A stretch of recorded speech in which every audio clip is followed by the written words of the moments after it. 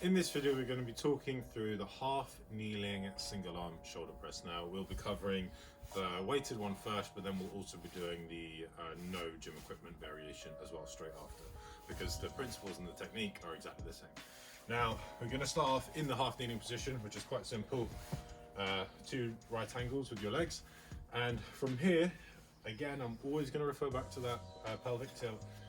What a lot of people do when they shoulder press is they search for that extra range of motion by arching through that lumbar back, going into that anterior tilt, going into that lumbar extension. And that's especially when you're doing like shoulder press with both hands, for example. It's really easy to arch through that lower back and put all sorts of pressure down there to get that extra range of motion, all right?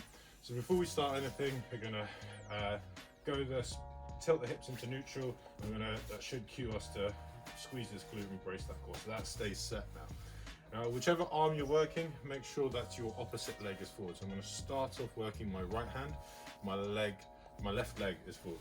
From here, dumbbell comes up. I'm going to have the back of the dumbbell touching my shoulder, making sure my cues are set, my pelvic and my core is braced.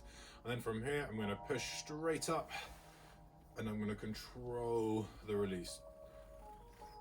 Press, hold, control the release. Again, not as strict with the tempo in this, but still just having that element of control.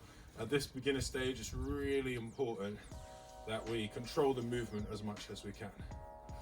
For the non-equipment variation of this, principles of the technique are exactly the same. We're going to do the same as what we did in the goblet squat. We're going to grab a rucksack, fill it up with heavy objects that you have in your house. So 2 litre bottles of water, cans of beans, whatever you have to get a bit of weight to it. Now, we're going to use the same principle of pre-fatiguing the muscle first. So with the squat, we did that with the wall sit, and then we went into the air squat. We're going to do the same thing with the shoulder. So what you're going to start off with is a 2 litre bottle, or a 1.5 litre bottle in this case. I want to be in that same half kneeling position.